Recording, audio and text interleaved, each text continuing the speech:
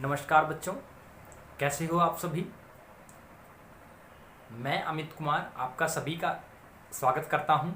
तो आशा करता हूं कि आपको वीडियो लेक्चर पसंद आ रहे होंगे और मेरा भरपूर प्रयास रहेगा कि आप सभी को घर बैठे इस स्टडीज़ के रिगार्डिंग कोई भी क्वेरी हो, कोई भी टॉपिक हो, कोई भी कंटेंट हो, कोई भी कॉन्सेप्ट हो, तो मैं अपनी तरफ से पूरा प्रयास कर रहा हूं कि आप सभी को हर चीज़ ढंग से समझाई जाए। तो आज मैं आपके लिए लेकर आया हूं मैथमेटिक्स का चैप्टर 9 जो है 11th क्लास के लिए सीक्वेंस एंड सीरीज के मैं 4 लेक्चर डाल चुका हूं और 4 लेक्चर के बाद हम जीपी स्टार्ट कर चुके हैं। तो 4th लेक्चर मैंने ज्योमेट्रिक प्रोग्रेशन के लिए डाला हुआ है। तो आशा करता हूं कि आपको लेक्चर पसंद आए होंगे।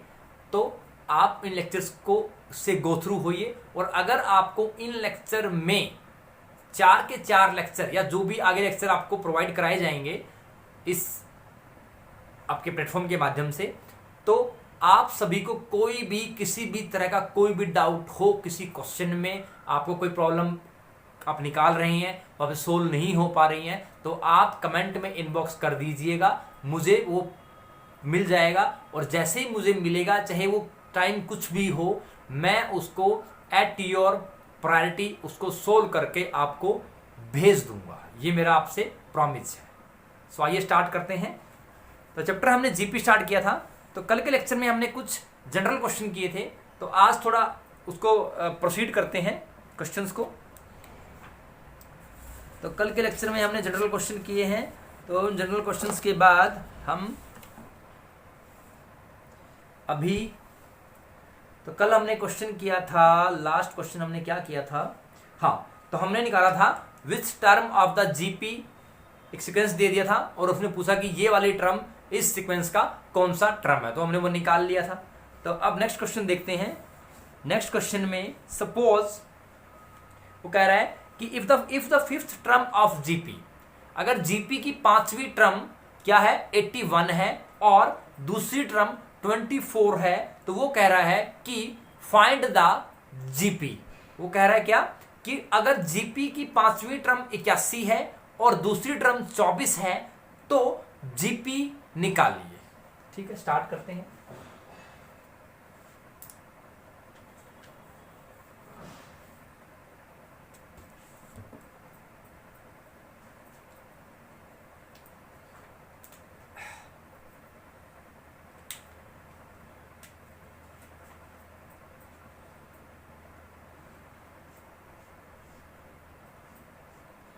मैथमेटिक्स हम कर रहे हैं।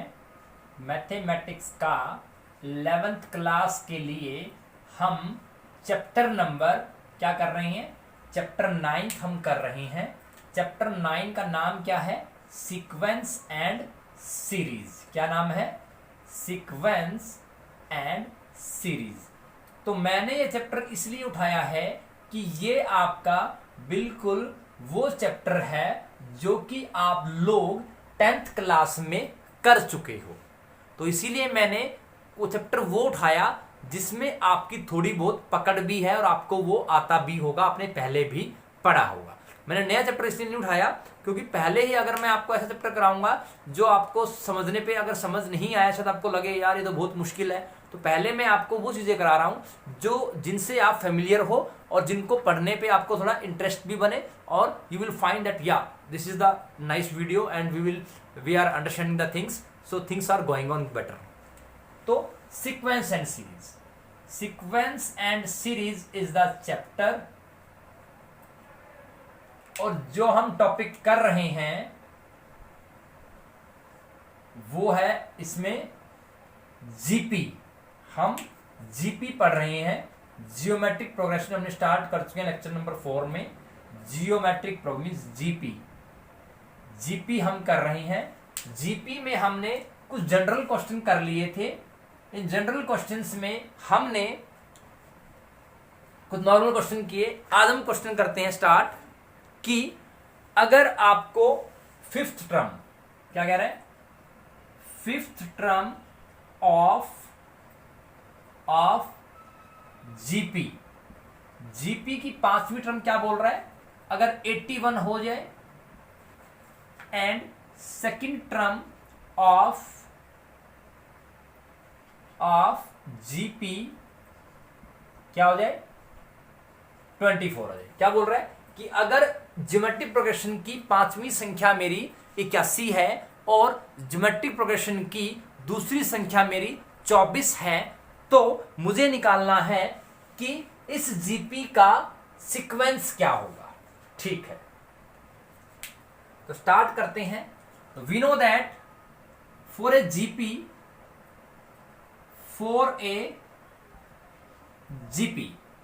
तो ज्योमेट्रिक प्रोग्रेशन के लिए मुझे पता है कि मेरा जो पहली टर्म आती है वो क्या आती है, T1 इज इक्वल टू क्या आता है, A आता है।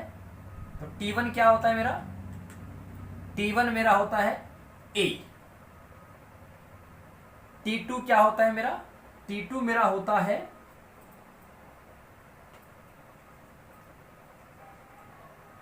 AR। और जनरली nth टर्म क्या है, AR की पावर n-1। तो ये मेरी जनरल टर्म है। T1 is the first term, T2 is the AR, Tn is AR की पावर n-1। ठीक है, तो इस केस में अब मेरे पास क्या फिफ्थ टर्म, तो फिफ्थ टर्म मीन्स T5 क्या होगा, AR की 4 होगा और T2 क्या होगा मेरा AR होगा। ठीक है, अब T5 अब क्या है T5 और T2 मुझे दिए हुए हैं। क्या है, T5 कितना है 81, तो इसको मैं ऐसे लिख देता हूं 81, यहां से क्या लिख सकता हूं मैं, 81 इज इक्वल टू AR की 4 और यहां से लिख सकता हूं मैं 24 इज इक्वल टू AR। तो दूसरी टर्म मेरी 24 है, पांचवी टर्म मेरी 81 है। मुझे इस टर्म का, इस सीक्वेंस की टर्म्स निकालनी है, तो मुझे A भी निकालना पड़ेगा और R भी निकालना पड़ेगा। ठीक है, तो इसको मैं फर्स्ट इक्वेशन दे देता हूं, इसको मैं सेकंड दे देता हूं। तो डिवाइड फर्स्ट बाय सेकंड, तो क्या बनेगा, AR की 4 divide by AR is equal to 81 divide by 24, 81 by 24। तो A से A कैंसिल हो गया, R से A कैंसिल हो गया,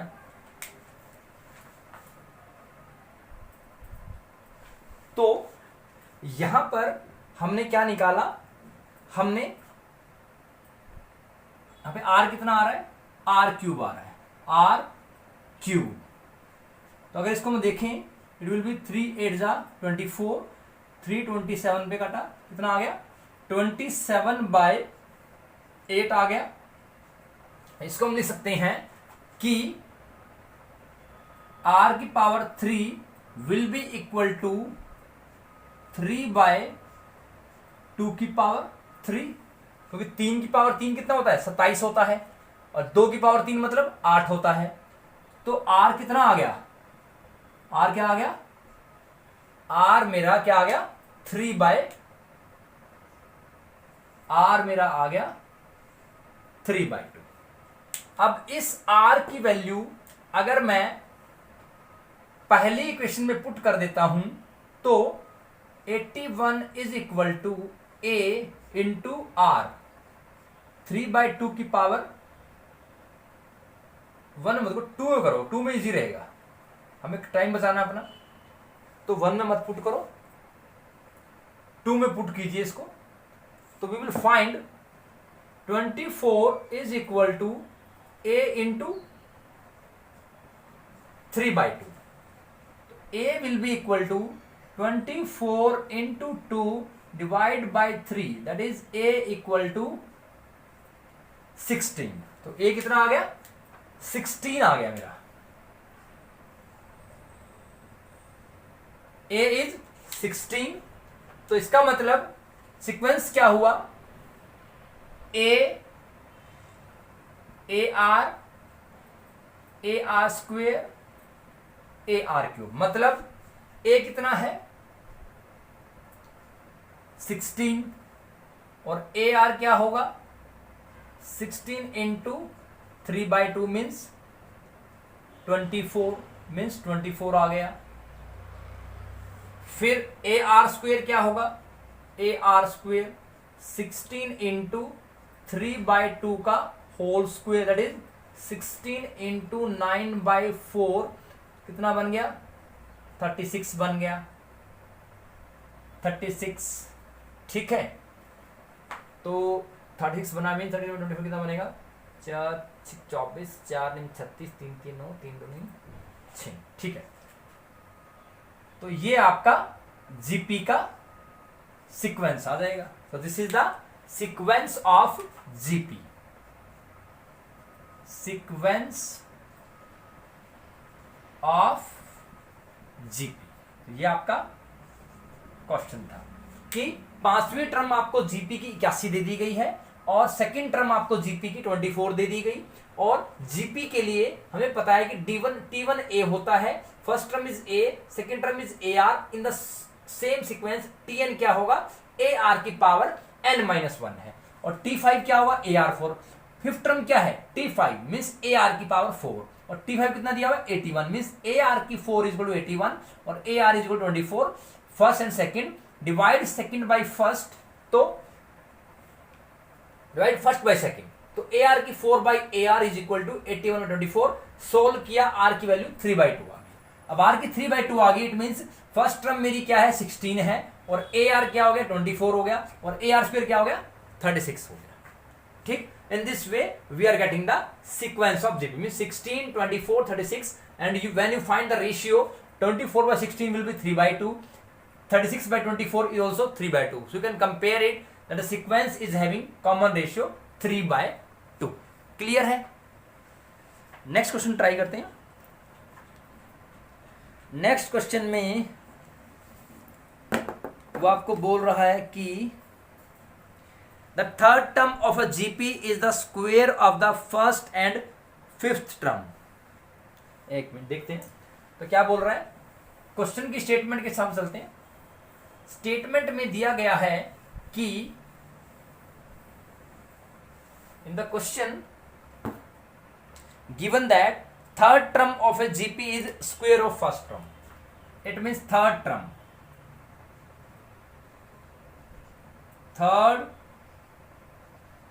term of GP is equal to square of the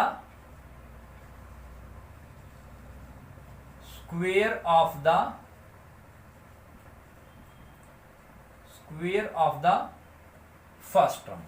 तो जीपी की तीसरी टर्म पहले टर्म के स्क्वेयर के बराबर होगी, ठीक है।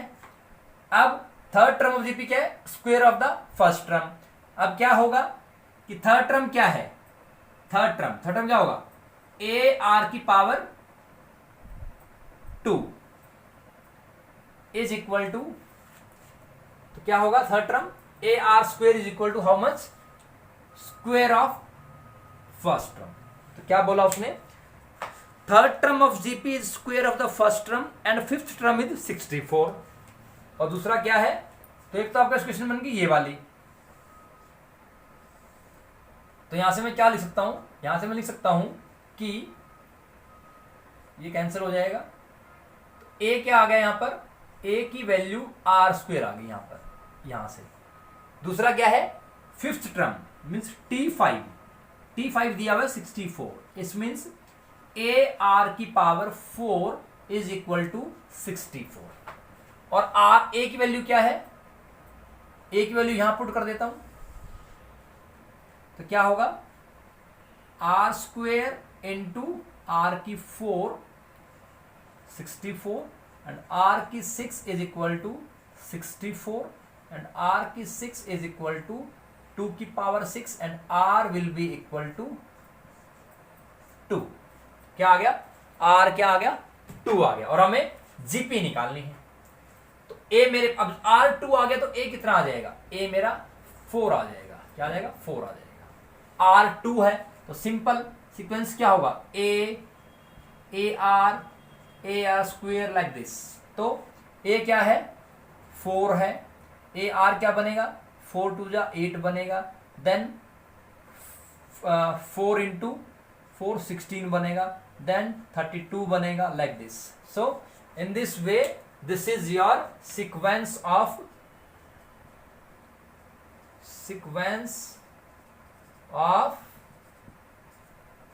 जीपी। तो 4, 8, 16, 32 इसी तरह से हर बार 2 से मल्टीप्लाई करते रहिए, आपको अगली टर्म मिलती रहेगी बिकॉज r इज 2। ठीक है, नेक्स्ट क्वेश्चन देखते हैं इसमें। तो अब थोड़ा लेवल को बढ़ाते हैं क्वेश्चन को। तो क्या कह रहा है कि 4th term, 7th term and 10th term of GP are x, y, z respectively. So prove that.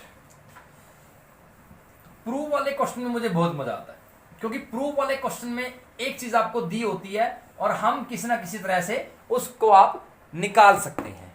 तो क्या दे रखा है? 4th term, 7th term, 10th term. 4th term means T4, T4, T7 and T10। ठीक, ये क्या दे रखे हैं? ये हमें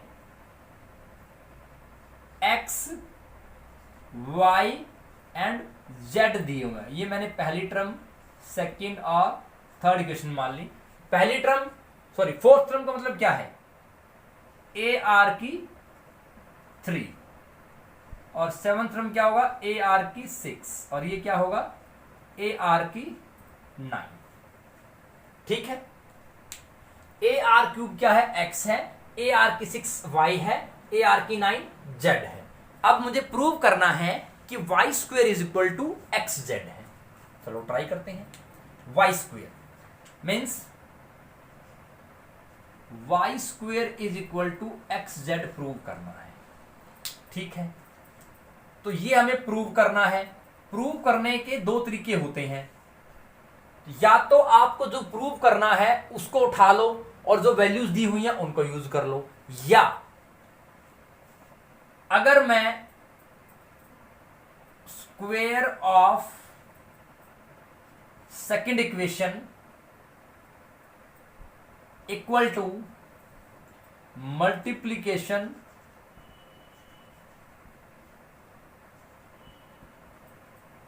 ऑफ फर्स्ट एंड थर्ड। अगर मैं सेकंड का स्क्वायर करता हूं और फर्स्ट एंड थर्ड का क्या करता हूं? मल्टीप्लाई करता हूं, तो चेक करता हूं कि क्या मेरी वैल्यू सेम आ रही है। देखते हैं, ए आर की 6 का स्क्वायर और यहां पर है A R cube multiply by A R की पावर 9। तो यहां पर हम देख सकते हैं कि ये आ गया ए स्क्वेयर आर की 12, दिस इज ऑल्सो आर की पावर 12। और ये क्या हुआ? What is square of second? It means ये क्या है? y ही तो है। y square multiplication of 1 means x। ये x है, ये वाला पार्ट क्या था? x था और ये वाला पार्ट क्या है? z है। तो ये हमने क्या किया? ये प्रूव कर दिया। तो इसलिए बोलता हूं प्रूव वाले क्वेश्चन तो बहुत ही इजी होते हैं, जिनको हम बाय दिस और दिस वे हम निकाल सकते हैं। उनको निकालना बहुत ही इजी ट्रिक है। तो हमें क्या प्रूव करना था कि y square is equal to x z है या नहीं है। तो या तो हम इसको उठाते हैं, y की वैल्यू क्या है?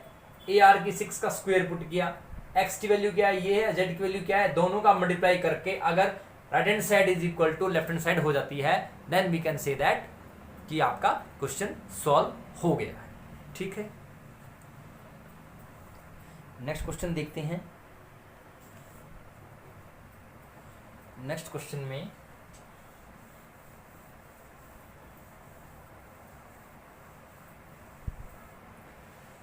क्वेश्चन में हम बात कर रहे हैं किसकी, sum of 3 numbers which are consecutive terms of AP is 21। अगर आपको ध्यान हो, लेक्चर अगर आपने देखा हुआ हो, तो 3 terms in AP, 3 consecutive terms in AP will be a minus D, A plus D. तो क्या बोल रहे हैं वो कि 3 टर्म्स का सम एपी में 21 है। इसका मतलब क्या हुआ, a minus d plus a plus d is equal to 21। ठीक है। दूसरा क्या बोल रहे हैं, if second number is reduced by 1, दूसरी नंबर को 1 से कम कर दें, मीन्स a माइनस 1 हो गया। ठीक है। While the third is increase by 1, तो थर्ड को इंक्रीज कर दिया 1 से, a प्लस डी प्लस 1। ठीक है। तो 3 कंसेक्यूटिव टर्म आपकी जीपी में हो जाती हैं। ठीक है। तो इसका मतलब अभी ये टर्म क्या थी, हमने हमारी a minus D, A comma, तो टर्म 3 टर्म इन एपी क्या थी, a माइनस डी था, a था और a प्लस डी था। अब दूसरा क्या बोल रहा है कि जैसे ही इसमें मैंने 1 घटा दिया और इसमें मैंने 1 जोड़ दिया, तो तीनों टर्म क्या होगी, जीपी बन गई तीनों टर्म। तो इसका मतलब क्या हुआ, यहां से मैं क्या लिखता हूं, तो यहां से क्या होगा, डी से डी कट गया, 3a क्या आया 21 and a is equal to 7 आ गया। ये क्या आ गया, 7 आ गया। तो क्यों ना मैं यहां पुट कर देता हूं, 7 माइनस डी, और ये कितना हो गया, 6 हो गया, और 7 प्लस 1 8 प्लस डी। तो मतलब ये तीनों टर्म क्या होगी मेरे पास, अकॉर्डिंग स्टेटमेंट जीपी में है। ये किसमें है, जीपी में। इसका मतलब क्या हुआ कि 6 divide by 7 minus d is equal to 8 plus d divide by 6। अगर ये जीपी में तो ये होता है, मिडिल टर्म का square is equal to and extreme and का, एक्सट्रीम टर्म्स का मल्टीप्लीकेशन। तो 6 into 6 is equal to 8 plus d bracket 7 minus d. ये कितना आ गया, 36 आ गया। 8 7 जा 56, तो ये 8 minus d minus 8d plus 7d minus d square, इसको इधर ले आते हैं, तो d square plus d plus 36 minus 56 equal to 0। ठीक, कुछ नहीं किया, डी को इधर लेके आया, स्क्वायर को, माइनस का प्लस बन गया, माइनस 8 प्लस 7 माइनस डी था तो इधर आगे प्लस डी बन गया, 36 प्लस का था इधर आगे माइनस 56 56 का बन गया। तो d square plus D minus के 20। अब इसके फैक्टराइजेशन बना लीजिए, क्या बनेंगे कि मल्टीप्लाई करके मेरा माइनस 20 आए, इट मीन्स माइनस 5 और 4 आ गया, और सॉरी प्लस 5 माइनस 4 आ गया। तो क्या आ गया इसका फैक्टर, क्या बनेंगे, d square plus 5d minus 4d minus 20 equal to 0। It means I can write d plus 5 और d minus 4 equal to 0, means d is equal to minus 5 and d is equal to 4। हमारे पास d की 2 values आ गई हैं, जो कि क्या है, -5 और 4 है। तो अब हम इन 2 वैल्यूज के हिसाब से जो हमने टर्म्स एज्यूम की थी वो टर्म्स निकालनी है। टर्म्स क्या थी, ये वाली थी। तो अगर मेरा d 4 है, तो if d is equal to 4, तो क्या आएगा, और a कितना 7 है, तो मीन्स 7 माइनस 4 3 आ गया, 7 आ गया, और 7 प्लस 4 11 आ गया। तो क्या हो गया, ये हो गया। ठीक है। अब अगर d माइनस 5 है, if d is equal to minus 5, then 7 plus का 5 12 आ गया, और ये 7 ही रहेगा, और 7 माइनस 5 2 हो जाएगा। It means 12 7 2 and 3, 7, 11 are the sequence of the AP. तो क्या हो गया, 12, 7, 2 कब आया, जब मेरा डी कितना है, माइनस का 5 है, और ये कब आया, जब मेरा डी क्या है, 4 है। तो दो मेरे पास सीक्वेंस आ गए एपी के, इधर इट विल बी 12, 7, 2 और इट विल बी 3, 7, 11। क्लियर है? तो इस तरह से हम इसके सीक्वेंस निकालते हैं।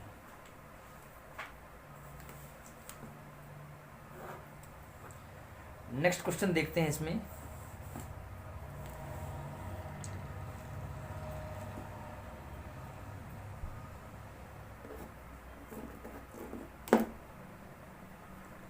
सपोज, अब जनरल क्वेश्चन करते हैं थोड़ा सा, कि वो आपको बोल रहे हैं कि sorry,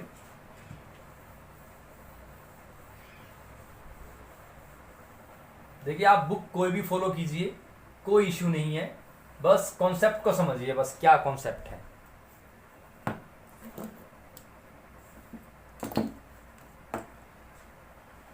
If P, Q are in AP, then prove that Pth term, Qth term, Rth term of GP are themselves in GP। ठीक है, तो क्या बोल रहे हैं कि अगर PQR AP में है, PQR अगर AP में है, तो प्रूव कीजिए कि Pth term, Qth term और Rth term हमारी जीपी होगी। ठीक है, तो देखिए क्या बोल रहा है, P Q R in AP. तो इसका मतलब क्या हुआ, इसका मतलब साफ साफ ये हुआ कि Q minus p will be equal to R minus q. It means 2Q is equal to R plus p, और we can say that Q is equal to R plus p by 2। इधर आप ये लिख सकते हो।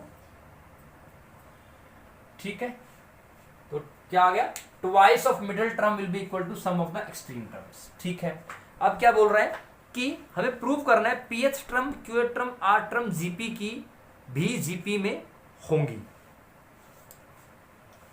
तो क्या बोल रहे हैं, pth term means TP, TQ, TR in GP. Means ये है जीपी की टर्म्स हैं, these are the GP terms. वो कह रहा है कि अगर ऐसा है तो प्रूव कीजिए कि ये जो टर्म्स जीपी की हैं वो जीपी में होंगी।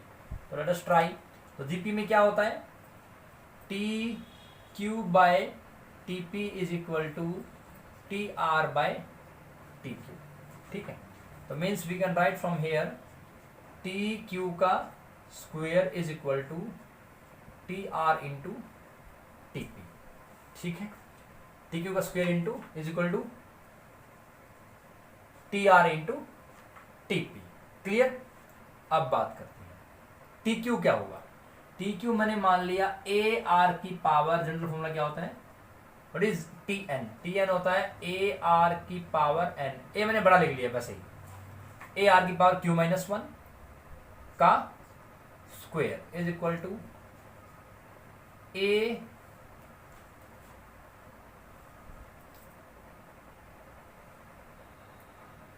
तो यहां पर मैं क्या करता हूं, सर को बड़ा करता हूं क्योंकि ये आर भी यहां आएगा। तो ए आर की power are minus 1 and A R की पावर पी माइनस 1। बस मैंने क्या किया, इस छोटे ए को बड़ा ए लिख लिया और कैपिटल आर को, छोटे आर को बड़ा, क्योंकि आर यहां पर भी है। ठीक है, तो ताकि डिफरेंस हो जाए, कंफ्यूजन ना हो। तो अब क्या बोल रहे हैं कि ए टर्म सारी जीपी में होंगी। Let us try. तो ए स्क्वेयर आर का 2Q minus 2 is equal to a square r की power r p plus +1 minus क्या बनेगा, सॉरी ऐड होगी पावर तो आर प्लस पी माइनस 2। ठीक है, base are same, power will be added, तो ये कैंसिल हो गया। अब 2q minus 2 is equal to are plus p minus 2, 2 cancel हो गया, तो क्या आ गया 2q is equal to are plus P. So from here we can say that कि तीनों टर्म एपी में हैं तो ही ये जीपी की जो पी क्यू आर टर्म है वो जीपी में है। It means from here we are proving this 2q is equal to are plus V, this one. So hence we can see that कि तीनों टर्म एपी में है और इनके एपी में होने से ही ये टर्म जीपी में होंगी। ठीक है, क्लियर। नेक्स्ट वो कह रहे हैं कि अगर पी क्यू आर एपी में है, एक्स वाई जेड जीपी में है, तो प्रूव कीजिए कि एक्स की power Q minus are, y की पावर आर माइनस पी और जेड की power P minus q equal 1 होगा। ठीक है, देखते हैं।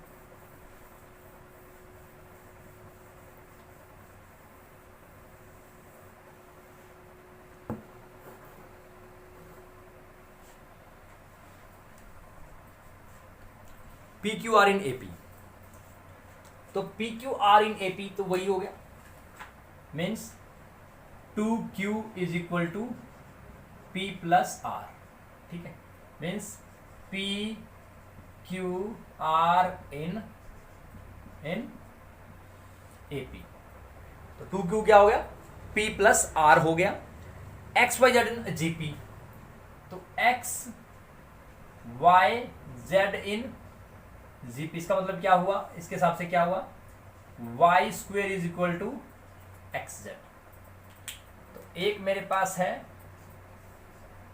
ये चीज और एक है ये चीज। ठीक, अब क्या बोल रहे हैं कि प्रूव दैट एक्स की power Q minus r and y की पावर आर माइनस पी। तो क्या करना है, एक्स की power Q minus r into Y की power are minus p, z की power P minus q is equal to 1 होगा। ये आपको प्रूव करना है। तो x की पावर q माइनस आर, अब क्या करेंगे हम, क्या दे रखा है q माइनस आर। ठीक, तो q की वैल्यू निकाल लेते हैं यहां पर। तो यहां से q की वैल्यू क्या आएगी, p प्लस आर बाई 2 आएगी। तो यहां पर कहते हैं x की power p plus R by 2 minus are y. इस केस में क्या करेंगे हम, r माइनस पी है, तो इसको हम क्या करते हैं y की पावर है, ओके y की पावर क्या है, y की पावर मेरी क्या है एक्स जेड की पावर 1/2 कर दो, तो y क्या होगा, y is your x z की power r minus p by 2 और z की पावर मेरी क्या है, z की पावर मैंने रखी हुई है, z की power is p minus q की वैल्यू क्या है, यहाँ पर q की वैल्यू है p प्लस आर बाय 2। ठीक है, सोल्व कर लेते हैं इसको। तो मैंने क्या किया, x की वैल्यू में q की वैल्यू पुट की, यहाँ पर जो पावर थी, ठीक है, r को रखा, y की वैल्यू, तो ये x ये z है, तो y को मैंने x टर्म में लिख लूँ। अगर मैं y को x z की टर्म में लिख लेता हूँ तो y की वैल्यू क्या है, एक्स जेड की power 1/2 means r minus p by 2 into z की पावर p माइनस q की वैल्यू क्या है p प्लस आर बाई 2। ठीक, तो x की power p plus r minus 2r by 2 into x z की power r minus p by 2 into z की power 2p minus p minus r by 2। ठीक है, यहाँ पर क्या आ जाएगा, p minus r/2 x z की पावर r माइनस p/2 और z की पावर क्या हो गया, p माइनस r/2। ठीक है, तो यहां पर x की वैल्यू, x की पावर क्या है यहाँ पर, p माइनस r/2 इंटू, इसको अलग लेता हूँ, x की पावर r माइनस p/2। ठीक है, इसको मैं अलग सोल्व करूंगा, और z की power r minus p/2, z की पावर p माइनस r/2। तो मैंने क्या किया, इस x की पावर को अलग लिख लिया और z की पावर z लिख लिया। तो क्या करेंगे, बेसिस आर सेम, तो x की पावर p माइनस r/2 सब इकट्ठा लिख लिया, plus r minus p into z की पावर r माइनस p और p माइनस r/2। तो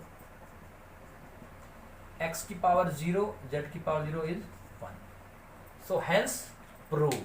तो जब आपका PQR AP में है और XYZ GP में है, तो मैंने क्या किया, प्रूव कर लिया, x की power Q minus R into Y की power R minus P into Z की पावर P माइनस Q 1 के इक्वल है। इसका मतलब ये हुआ Q की वैल्यू मैंने यहां से रख दी, ठीक, तो मैं XZ को तो एक जैसा रखता हूं और Y की वैल्यू पुट कर लेता हूं यहां से, क्योंकि तभी कुछ होगा XZ, क्योंकि 1 कब आएगा, जब किसी चीज की पावर 0 होगा। इट मीन्स यहां मुझे सेम रखना पड़ेगा बेस को, तो x को ऐसे रखा, z को ऐसे रखा, y की वैल्यू मैंने यहां पुट कर ली, तो xz की पावर 1/2 r। तो मैंने फिर क्या सोल्व किया और मल्टीप्लाई किया और बेसिस को सेम होने पे पावर ऐड कर दी, तो मैंने पाया कि मेरा आंसर क्या आ रहा है, 1 आ रहा है। It means PQR in AP, XYZ in JP, we can say x की power Q minus R into y की power R minus P into z की power P minus Q is equal to 1 आ रहा है। ठीक है, तो जैसा कि आज आप लेक्चर में देख पा रहे हैं कि मैंने आपको जीपी के कुछ थोड़े से मीडियम लेवल के क्वेश्चन करवाए, जिससे कि आपको हेल्प मिलेगी कि आप कितना इन क्वेश्चंस को कर पा रहे हैं। तो अगर फिर भी कोई क्वेश्चन में डाउट रहता है तो आप मुझे इनबॉक्स में कमेंट कर सकते हो। जैसे ही मुझे कमेंट मिलेगा, I will try to make my best effort to solve your problem at your priority. So till then, take care, be safe, stay at home and enjoy the lecture. Thank you so much.